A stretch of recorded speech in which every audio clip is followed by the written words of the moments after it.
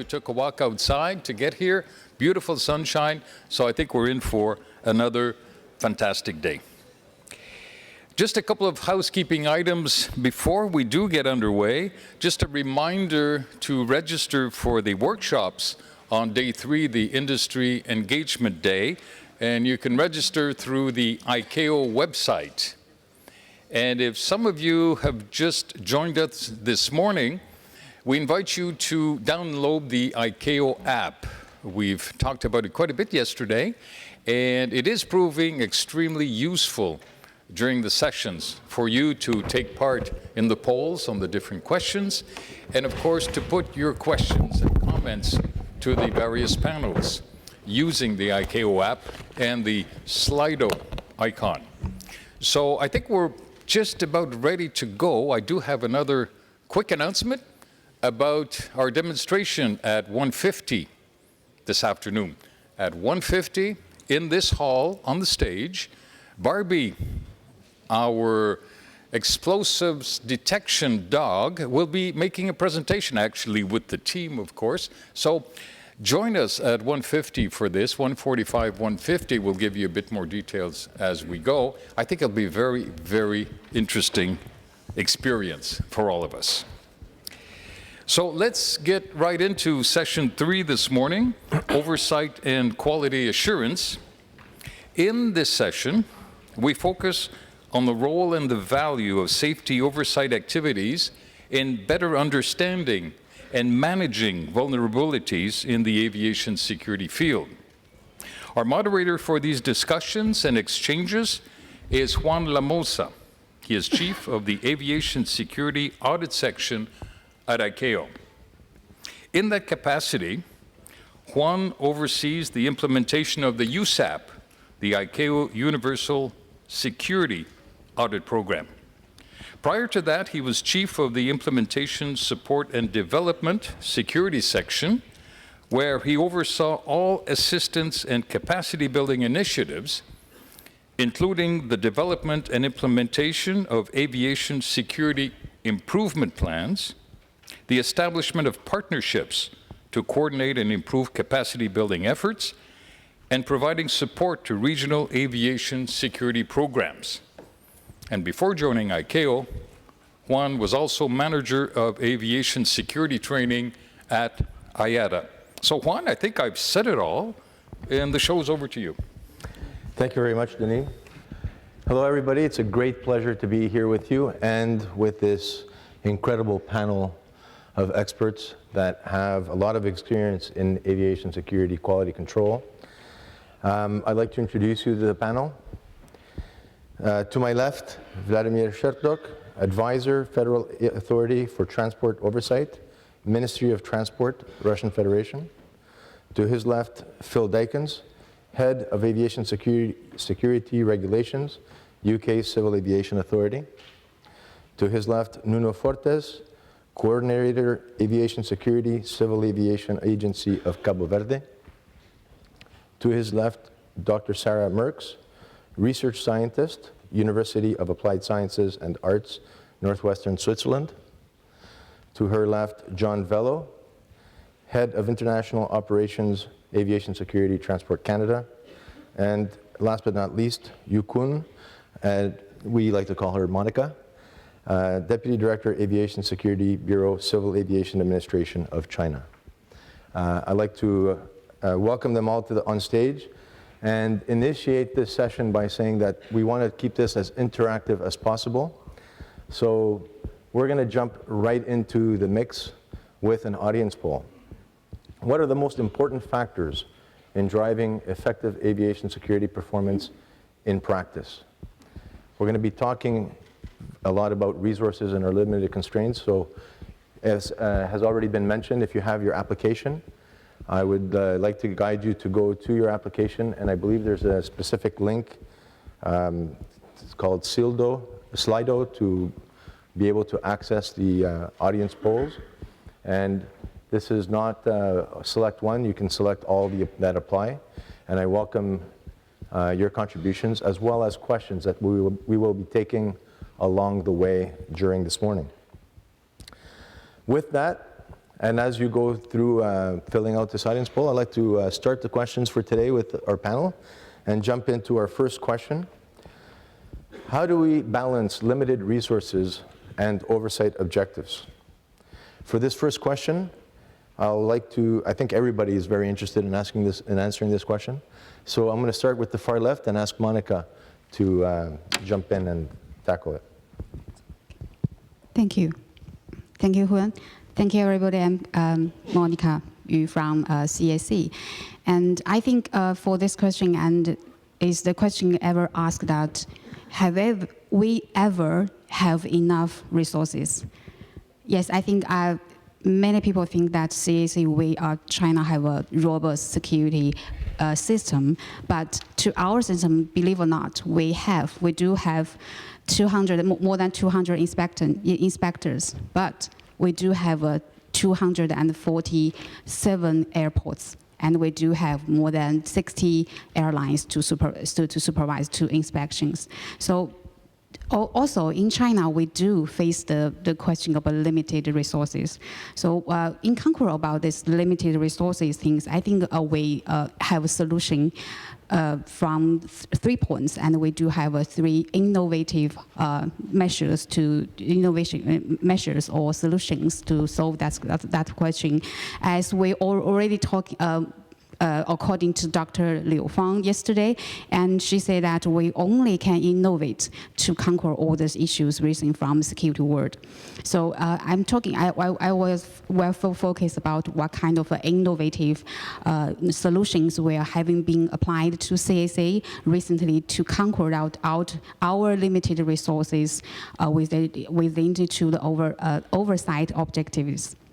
Okay, I think the first one is we have to understand that between legislation and compliance, there's a big gap, which is oversight.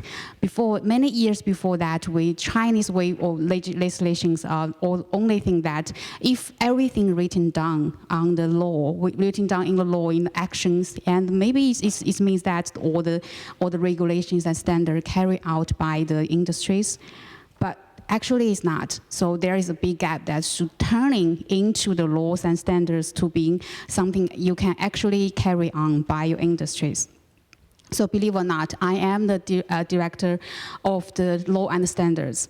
Many times our industry, our airports came to me to ask, Monica, is this document ever in effect now? I take that document and I found that I can't tell that questions because that document is from 1980s.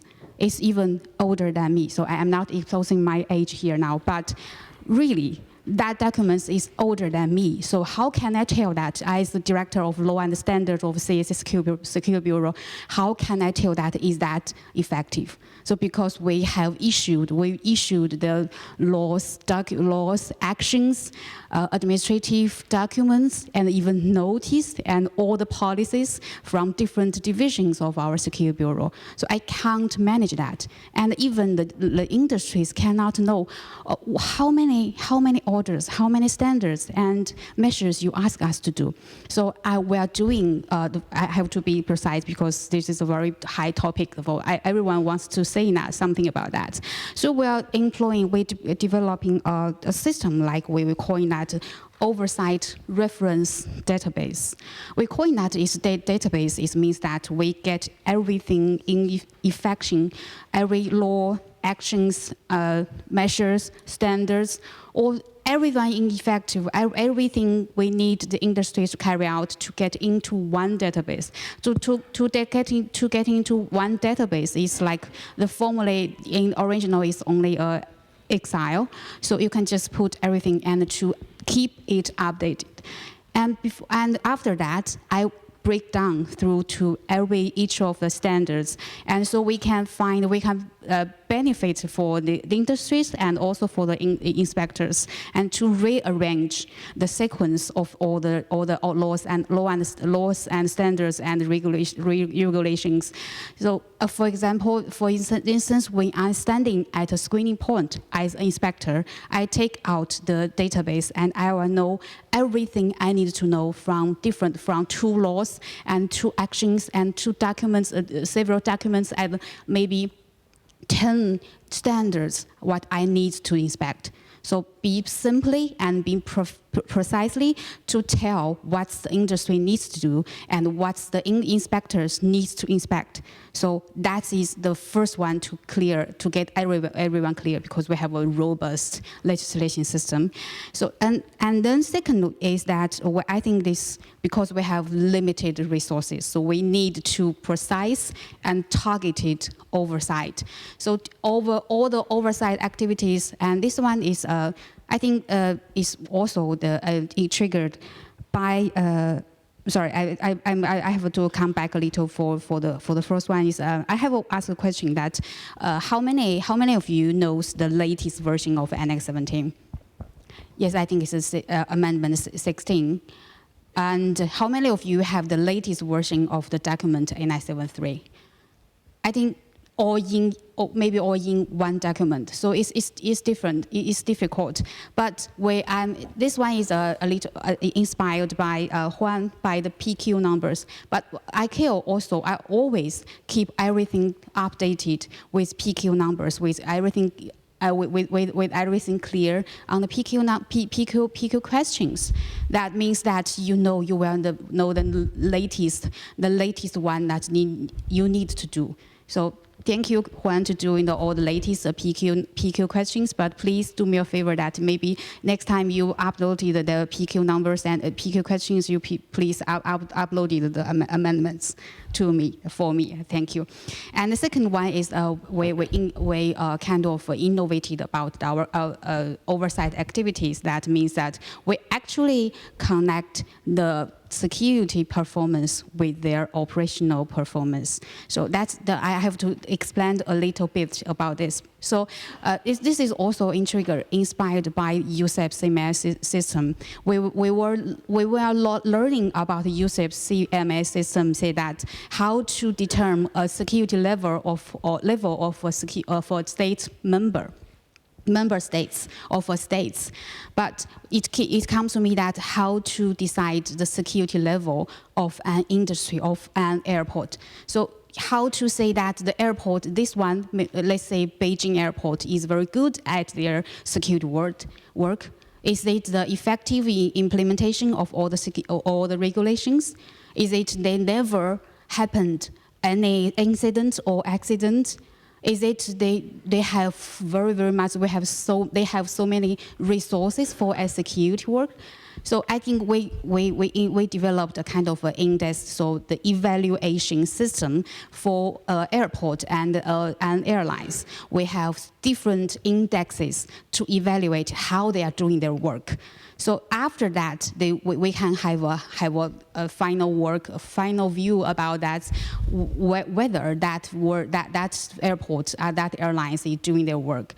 And in the end of the day, if we find the points and evaluation, doing a little bad or really bad, so we will, first of all, we will suspend their application of their upgrade of the operation, means like suspend their application of their flights, suspend their application to increase their volume of the airport.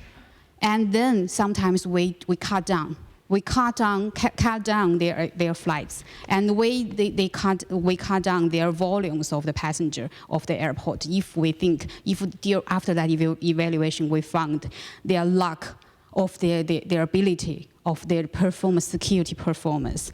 So that's the kind of innovative things, because let me ask a little questions about all the industries.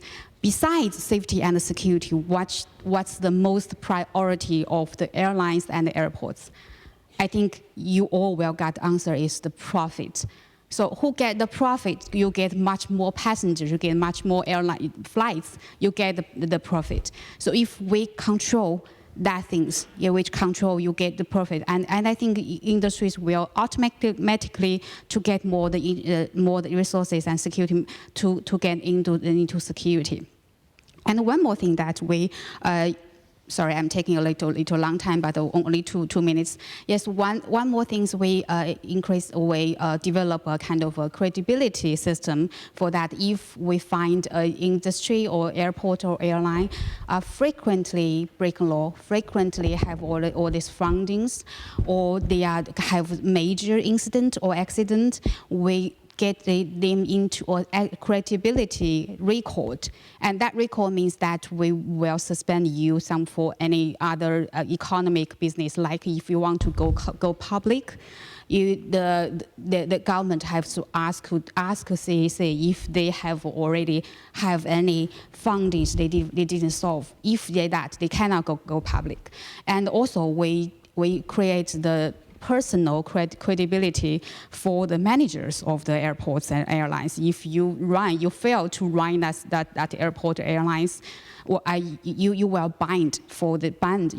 you will be dismissed, and you also will be banned for 2 or 3 years. You cannot get into that work.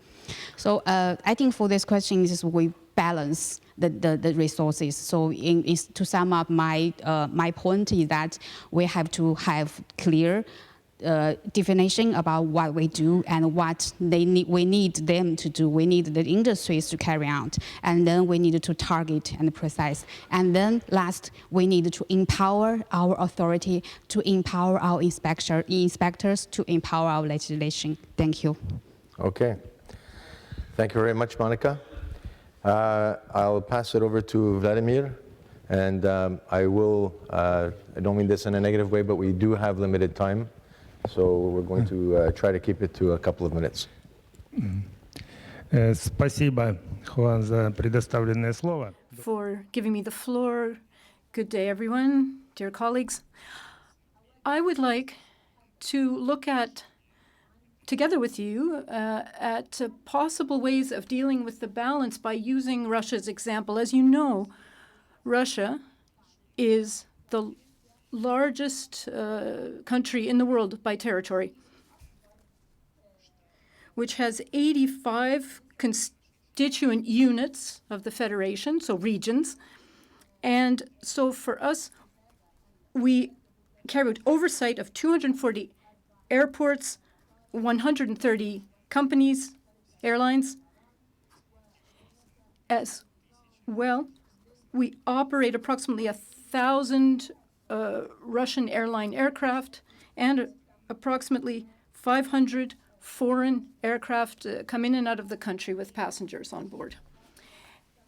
And this is an incredibly large system that is monitored by approximately 60 inspectors. And there is another very difficult task, which is that in Russia, in the past few years, the increase in passenger flows has been approximately 15 to 20% per year. And this is what we have to deal with on a daily basis. And so I'd like to say that the National Inspector Group has not been growing practically at all. So what can we do with these constraints? Firstly, we increase the awareness of our inspectors through implementing complete digitization.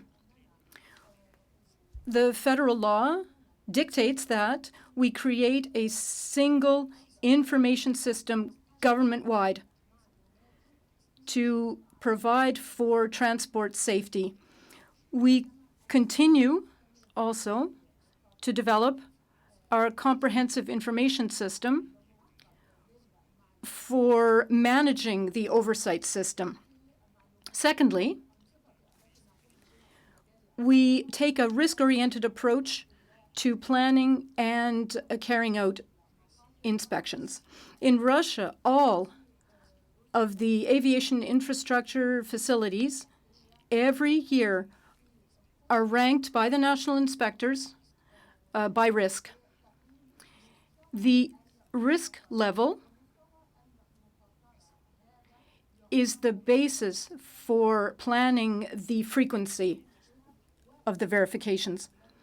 Thirdly, we are actively using distance oversight. Firstly, that's through video information that we require. Videos show us compliance with the requirements at the national level, and it is received from the video systems that are in place in the airports. So this is constant monitoring that the inspectors have to follow. So in every airport, there is a special information center where the information is collected regarding security and safety in the airport. We have direct access to that observation system. And fourthly, this is something everybody does, and that is actively implement preventative measures in order to foresee possible violations of the requirements. And so the ICAO Secretariat Working Document, WP 23, which includes an analysis of the state of verifications in the past 3 years. This is a document that covers the security level in all states. We have delved in depth into this document, and we see that critical element number 7, which is the quality control obligations, for us was the lowest among all 8 of the critical elements where implementation was concerned, which once again confirms for us that we must focus on this position. We see that the ICAO auditors have changed their approaches. Any deviation from the ICAO standard, either for training of personnel or any of the other critical elements, automatically leads to a reduction in the quality of state oversight. So we understand that's critical, and therefore the ICAO role here is not only in determining the facts and that it's a problem we need to deal with, but also it is worthwhile using ICAO as a mechanism to develop methods or approach or a document with recommendations for the member states to determine the optimal number of inspectors in the states, taking into account the number of airports, the airlines, aircraft, and other conditions. That would be effective and essential as a tool for us in our work. Thank you for your attention. Thank you very much, Vladimir. Very interesting points. And I'm going to continue on with Nuno.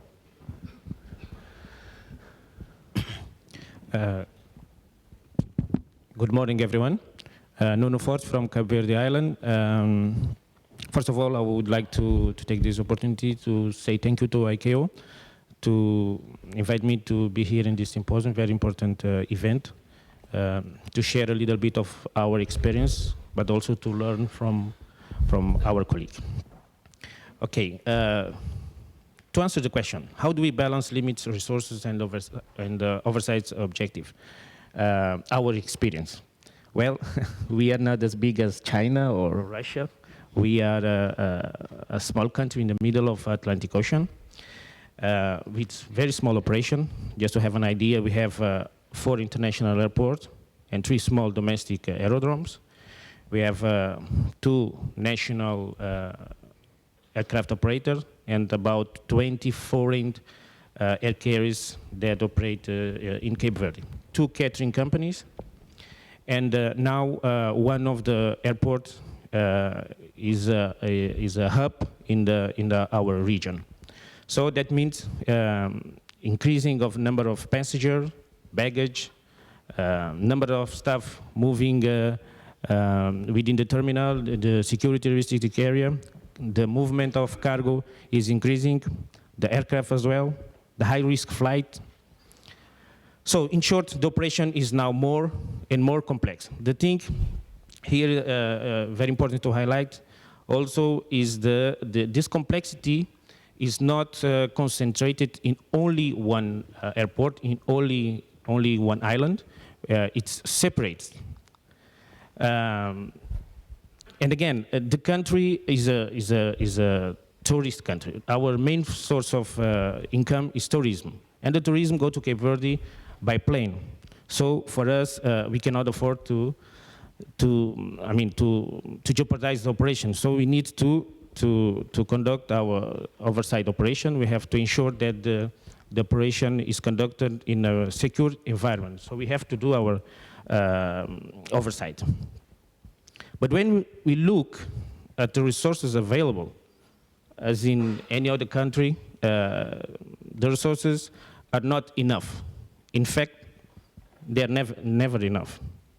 The number of AFSEC inspectors that we have is not enough at all when we compare with the demand. The same applies to the financial resource that we have. Well, but still, we have to oversight. We have to ensure that operation is conducted in a secure environment.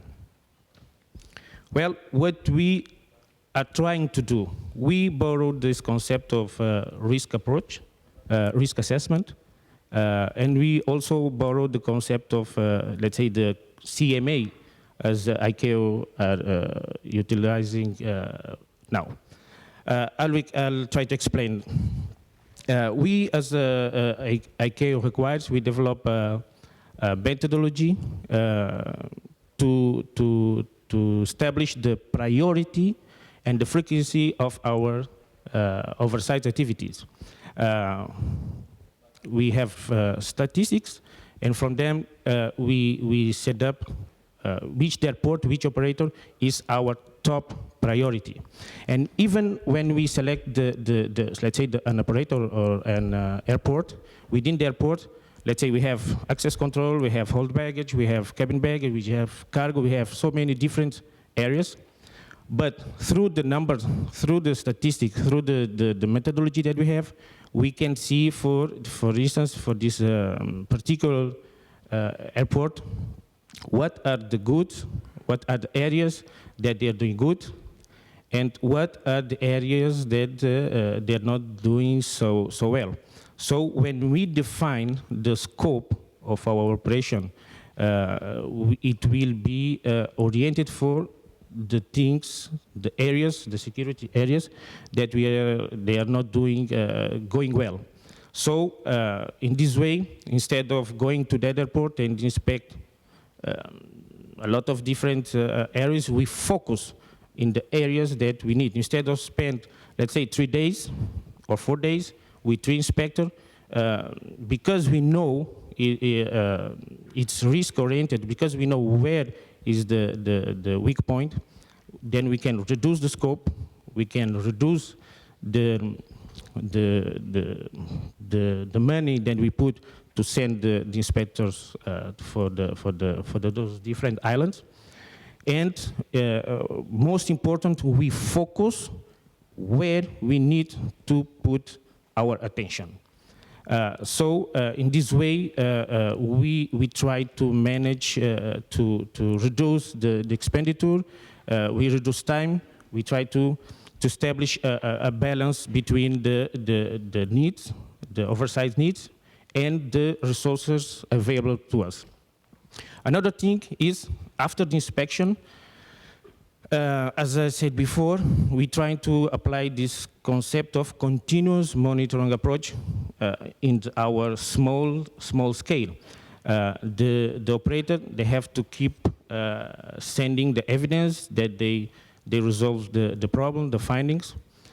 So when we go back, when we have to go back to follow-up mission, then again we will reduce the scope. We will go straight to the point, and again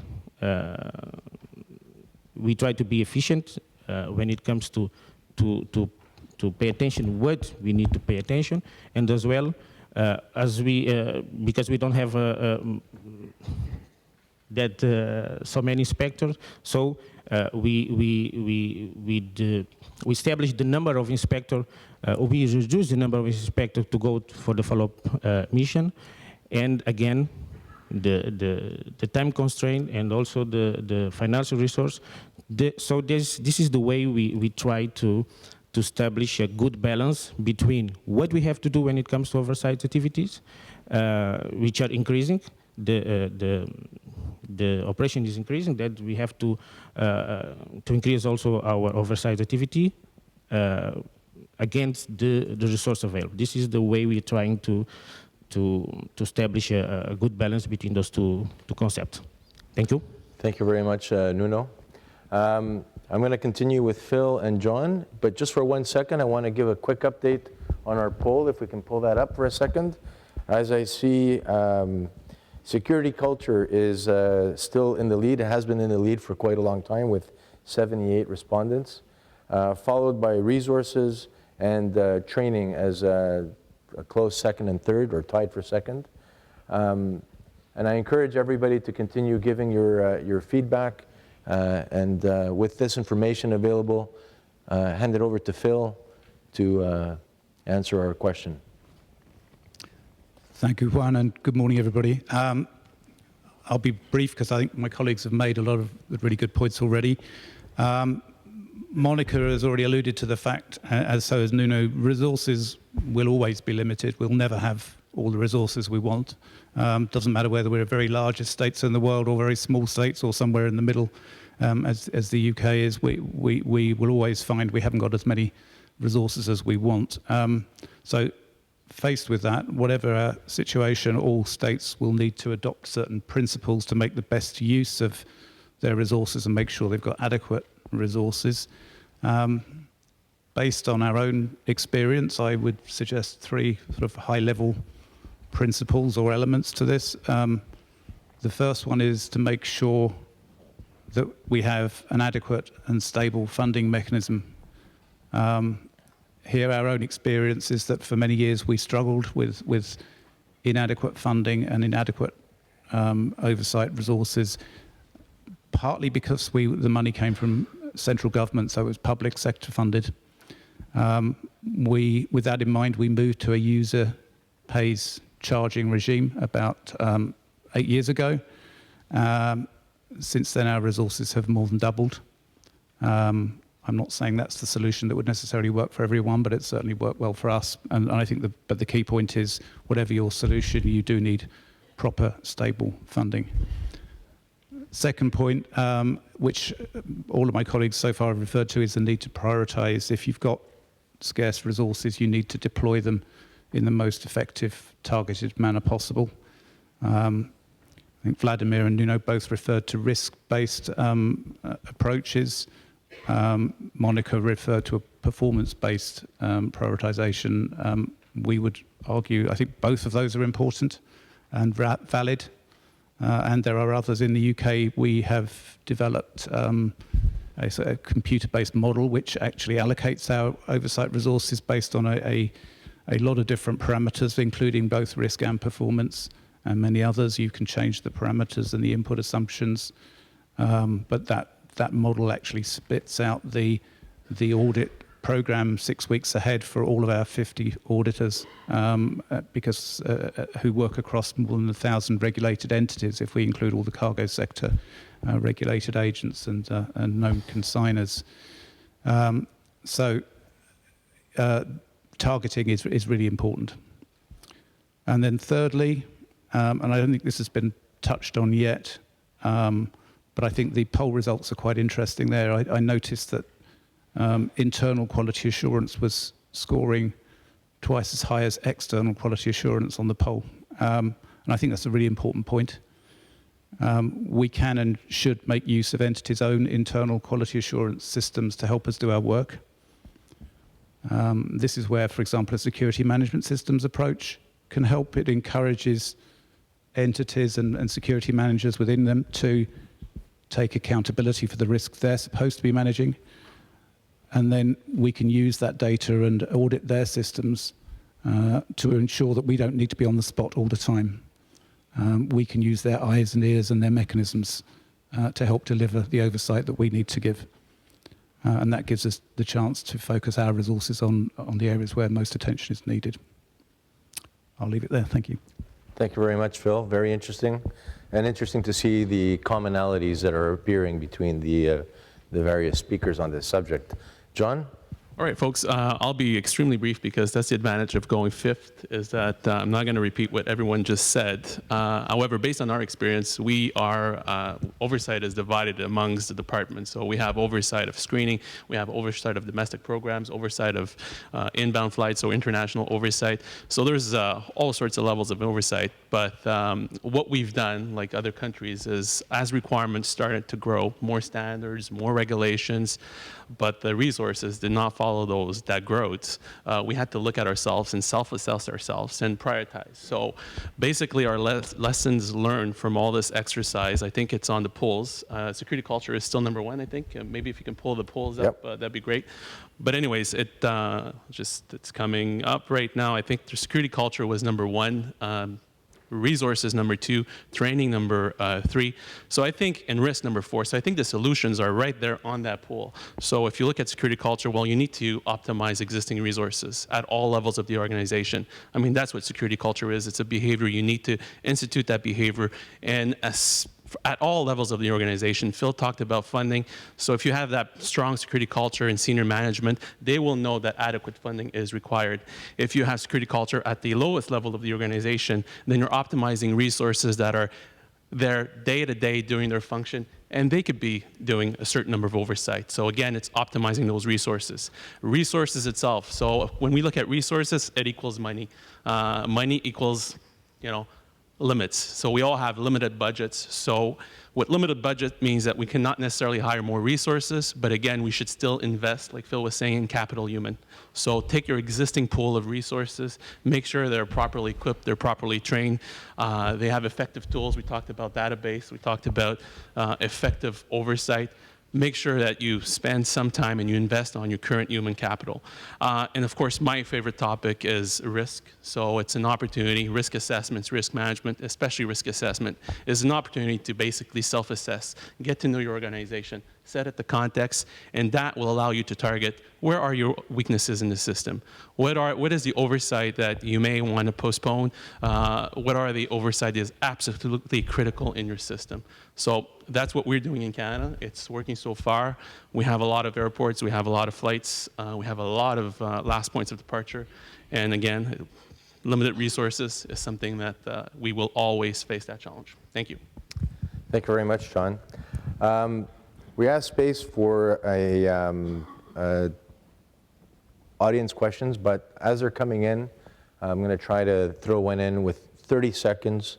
A couple of people mentioned, one person mentioned using CCTV and having a centralized system. I think Vladimir was talking about that. And there is a question here that relates to that. How can we take advantage from technology to oversight aviation security system? And what do you think of the off-site through CCTV? Is that something that states are starting to use more? It's obviously being used in Russia. Are other states starting to consider that?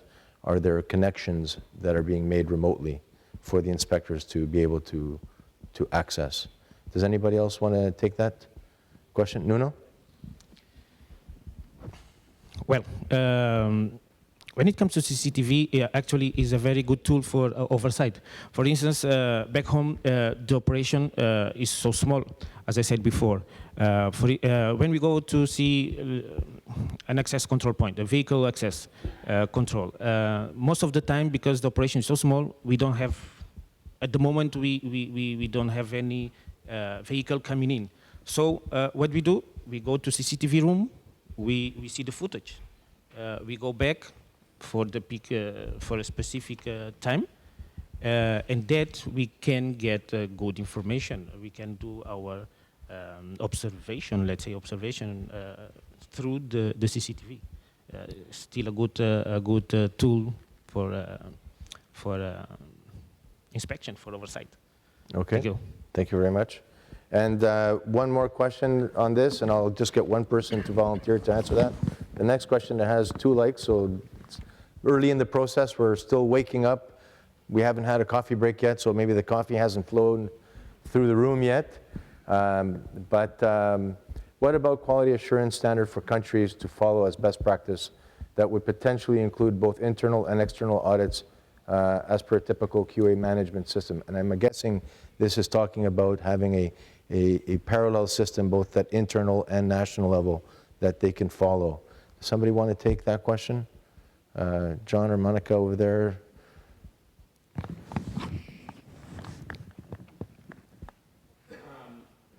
One, I think it's a good suggestion, but I think we should leverage some of the existing tools out there already. I mean, ICAO has a lot of guidance available. There's a lot of workshops being offered. Somebody made a reference, you know, new amendments, new standards. It's a lot. We just had an SSG early this week. We were talking about additional guidance, and people were saying, well, it gets confusing if you have too much guidance. So I think it's a good idea, but my recommendations would be, let's start by leveraging the existing tools. There is doc on safeguards to civil aviation, 8973. There is a lot of guidance in that document. It talks about quality assurance. It talks about quality control. What more do we need? And also, the thing with guidance is you have to develop guidance that is flexible enough to adapt to operational realities. Okay. And we all know we have different operational realities. Thank you very much. Very good. All right, so with that, we're going to go to our next question to the panel, and I would encourage the audience to keep submitting questions to our panel so that we can try to introduce them as we go along. One of the things that we've talked about is we have limited resources. We need to prioritize and things of that nature, but there's another aspect of that, and oversight overdose. Is there such a thing?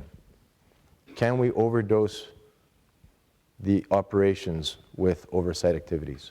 For this particular question, I'm going to bring the question straight over to John.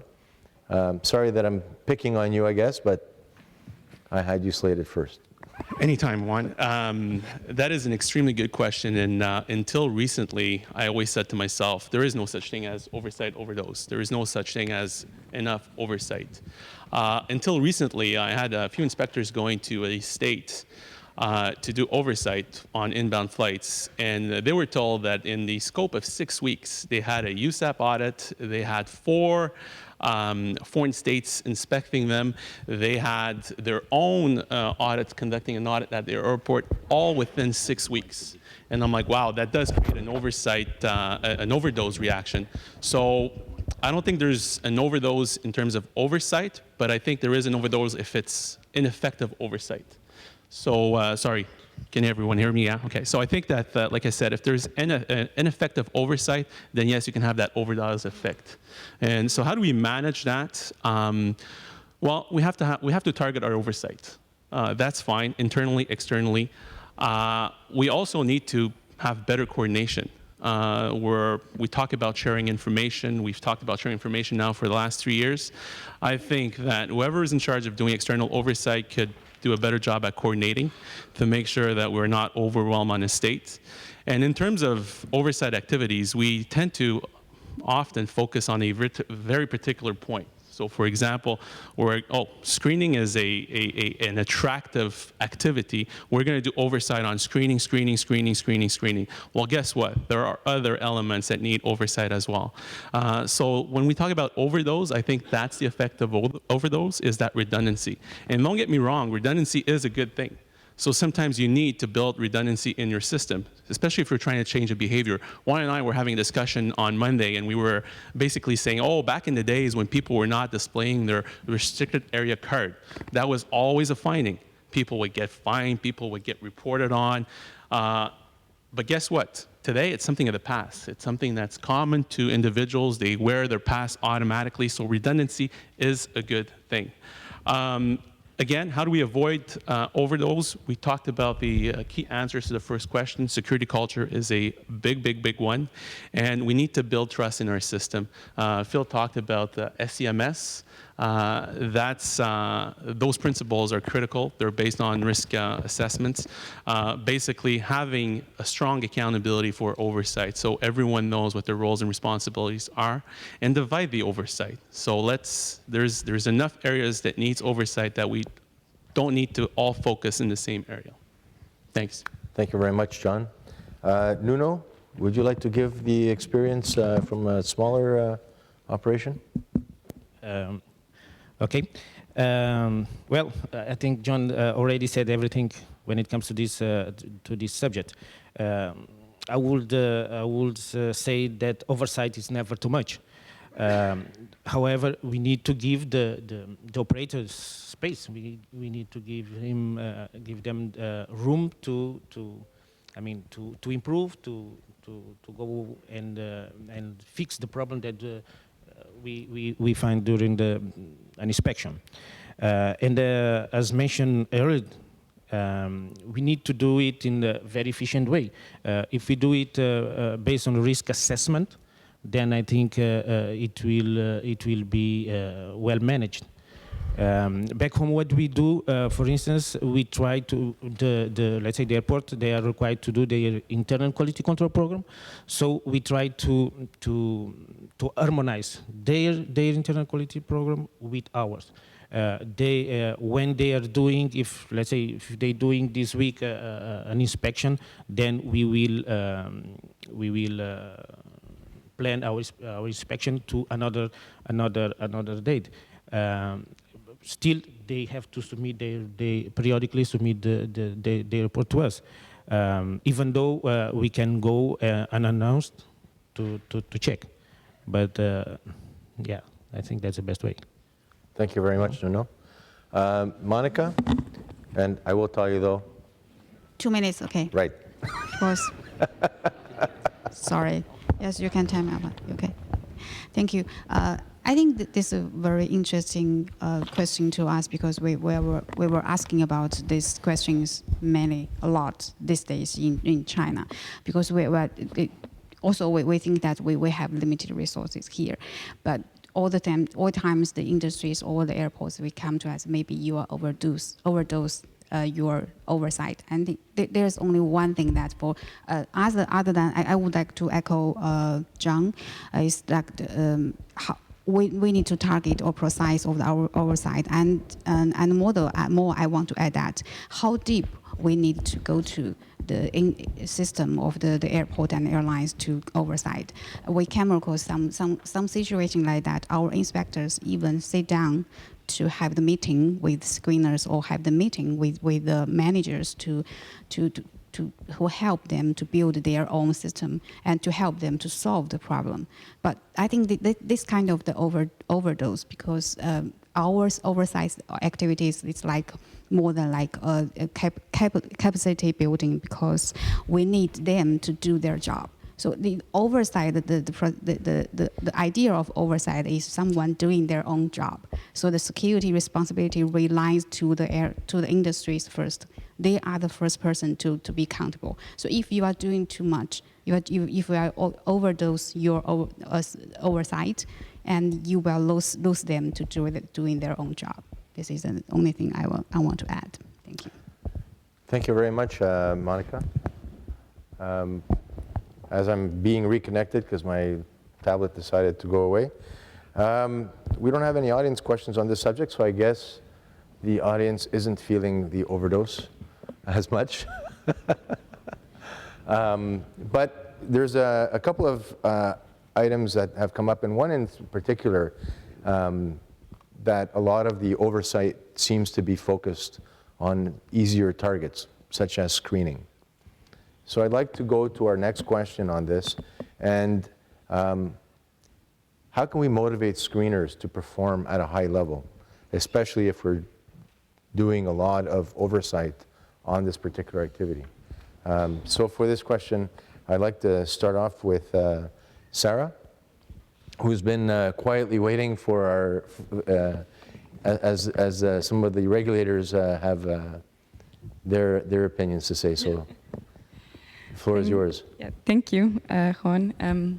And thanks also for giving me the opportunity to speak here, even though I might have a bit of a different background than my panelist colleagues.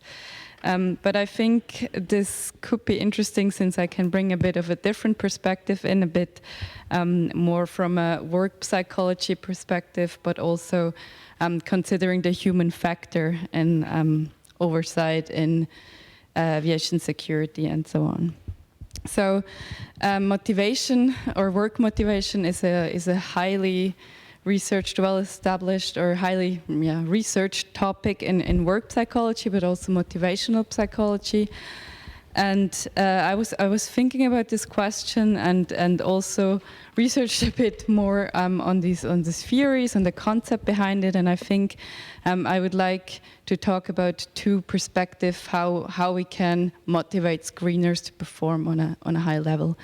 So I think on one side we can really try to improve the workspace, the work or the jobs that the screeners have to do, the design of how we design the workplace. But on the other hand, it's also how we can empower the employees, how we can empower screeners. And this fits well into two theories of motivation that I would like to quickly go into and kind of mention the key points of these theories. So I start with the work psychology or organizational psychology theory, which is the job characteristics model that was already conceptualized in the 70s, but I think up to this date it has 5 characteristics of job, of workplaces that can improve motivation, and I think we can try to work on these factors to actually make the workplace more attractive for screeners and also improve motivation and performance. So the first factor is skill variety, which means screeners or employees need to have a feeling of, I can do different tasks. So I'm not just working in a factory on a divergent band and just do my task the whole day. It's 8 hours of doing the same task. So the rotation that a screener at a security checkpoint has is actually helpful to improve this, to make the tasks different so he can work on different stations, has different tasks to do, and so on.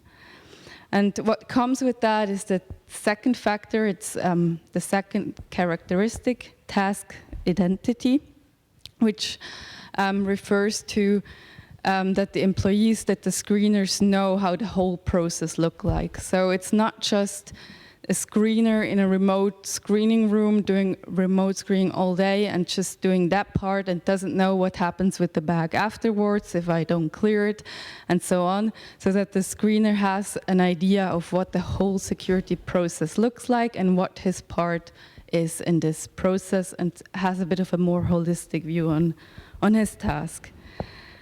And this also implements a bit that he knows what the significance is of his task, which is the third characteristic, task significance. So he needs to know, why is this important? Why is it important that he looks at all these images at a security checkpoint?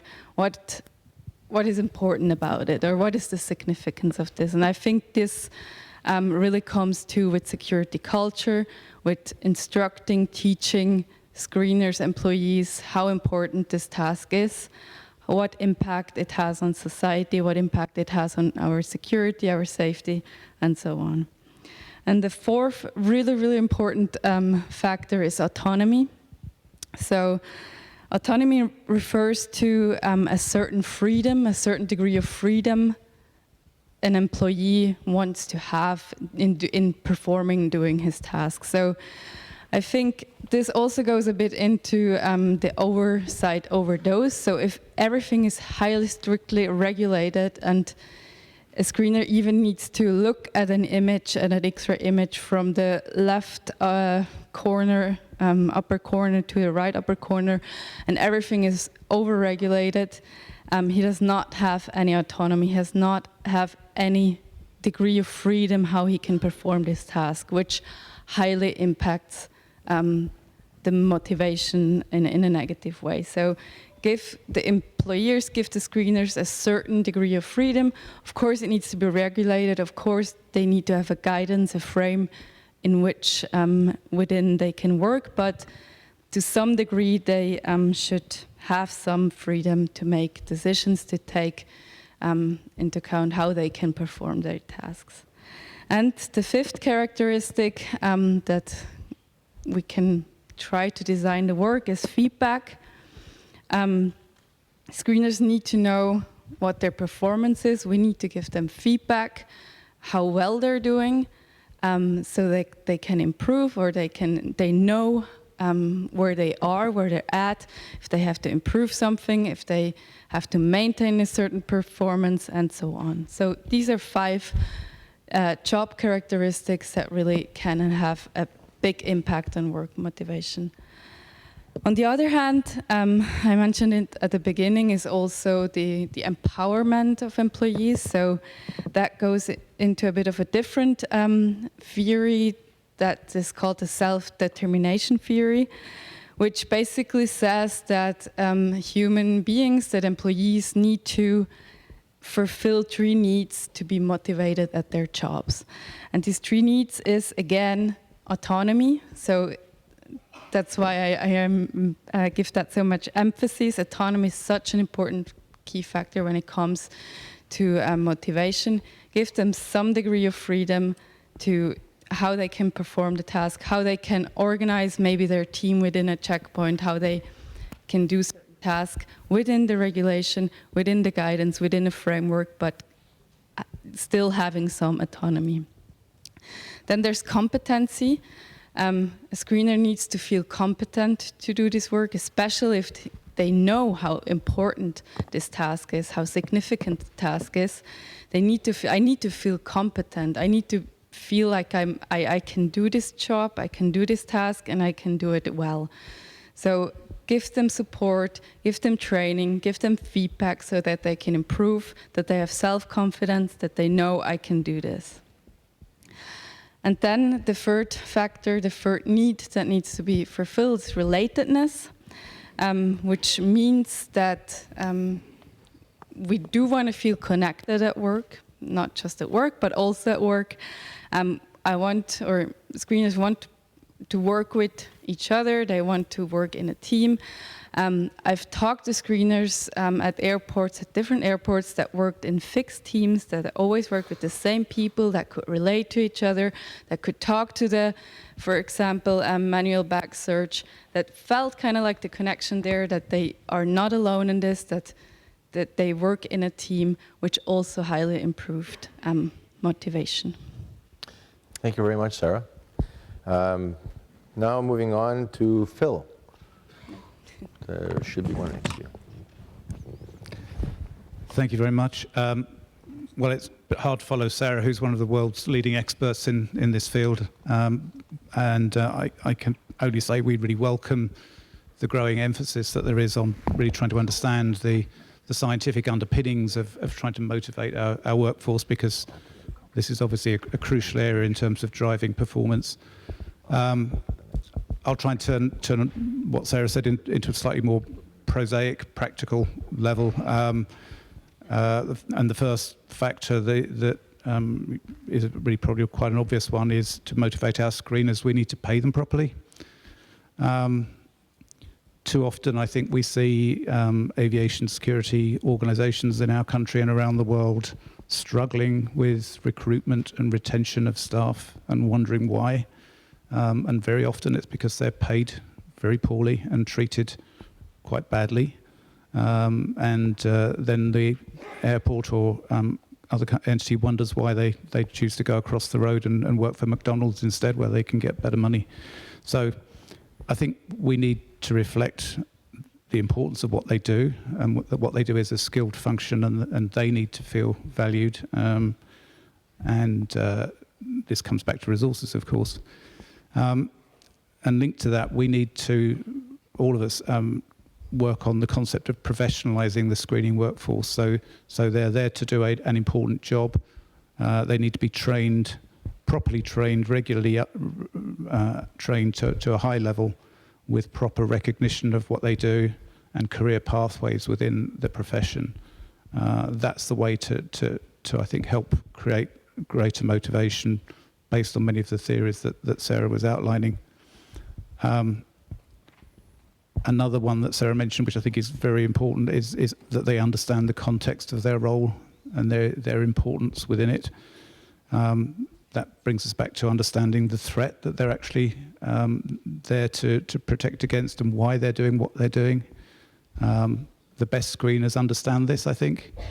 But it's quite often, if you go to an airport to talk to the screeners, you get some who think they're just looking for bottles of water or just trying to clear bags. They're not. They're trying to look for prohibited items, and they really need to understand the threat and be instructed in what it is that they're trying to do.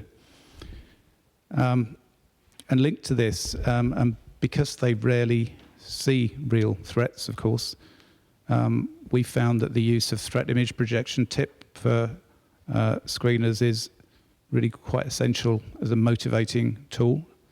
It has many other benefits, particularly in terms of training and monitoring performance. But it certainly, we find, does act as an important motivating tool for keeping screeners alert and interested in what is otherwise can be necessarily quite a boring and repetitive activity. And the same applies to a lesser extent to covert testing as well. And then briefly, just a number of the other factors that Sarah mentioned, I've also got in mind, which are firstly working as a team seems to be quite important as a motivating tool, both in terms of, as Sarah said, connectivity with your colleagues, but also giving potentially some variety in their work. And secondly, an inclusive, positive security culture within the organisation, which makes them feel valued and part of something bigger and empowered. Empowerment is, as Sarah mentioned, a key issue. And lastly, effective supervision is all important in terms of both driving good performance and giving proper recognition when and feedback when performance is good, which is always an important factor. Thank you very much, Phil. I thank you for that. And we are running very short on time, and I wanted to give Nuno an opportunity from a smaller island state and see how you can achieve the same. Okay, my colleague already said everything. Not much to say, but as one of the speakers said yesterday, you want 1 minute? Screeners, at the end of the day, is one of the most important job in the world because they are making sure that our flight is safe. They are protecting our lives. So, and the industry itself generate a lot of money. So there is no excuse to ensure that they are well paid. When it comes to salary, it's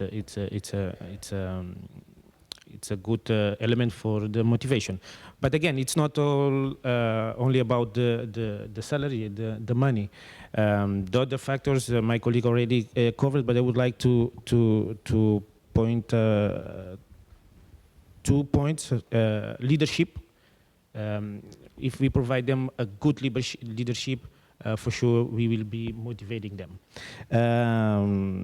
Just to share with you simple things that we do back home.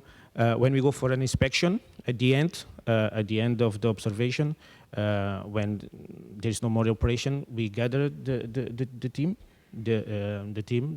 and we do a briefing with them. We say what they did wrong, but also we say what they did, the good thing that they do. We encourage them. We support them. We try to make them aware how important is their job. So we think it's a good way to motivate them. Also, when we do security tests, for instance, when they perform well, we write a letter from the CAA, we'll write a letter, and we issued this letter saying that they perform well. It's a good way for them to feel motivated. Thank you very Yeah, much. thank you. Okay, we're out of time. I have a request for a 1-minute reply from Vladimir. And just before you say that, I would like to introduce, there is a poll that I want you to answer during the break. So after Vladimir's intervention, we are going to go into a 30-minute break. The question is, what security measures are covered by your testing? So this question is obviously directed towards the authorities, but also the operators. What are the areas that are being tested? And with that, I go to Vladimir to get your view on motivation. What I wanted to mention is a very interesting aspect of motivation. Apart from organization of the workplace and salary, in Russia last year, it was the year of security culture. And within that event, we set the goal of creating a positive image for the aviation security personnel. That was an image that we wanted to create in the mind of society. We hope that we were able to do so. So what did we do to create that image? Our president got involved. He set aside a day, September 3rd, as the Day of Solidarity in the battle with terrorism. And that day, in our biggest transport university, we opened a special monument to those who have died in carrying out their duties at the hands of terrorists in the transportation system. Personnel involved in oversight, among others. And we wanted all of civil society and other personnel, security personnel, to understand that this is an extremely important role that they play, that they're risking their life and health in detecting prohibited, dangerous goods being transported. If we can create in society an attitude towards this profession that is worthy, I think that we will be able to increase its status in society, and we will see more people wanting to become security personnel. Thank you very much. Thank you very much, Vladimir. On that note, I believe Denis is looking at us, telling us that we're a little bit over time before the break. I apologize for that, Denis. But it's so interesting. Yes. Can I just say one more thing? We have some very interesting questions that are coming from the audience, and I'd like to try to tackle those when we start up and then continue with the rest of the questions. So imagine when the coffee gets flowing through the veins, we'll have even more questions and comments. Good. So the coffee break in just a few seconds is provided by ASP Security Services. And I've just confirmed that the demonstration of the explosive detection dog, Barbie, will be here at 1:50 in the Assembly Hall. It'll be right here on stage, something you will not want to miss. And as background, you might be interested in your program. There is an article in the Uniting Aviation article series about explosive detection dogs as the future in aviation security. You might be interested in reading that. Thank you for your attention this morning.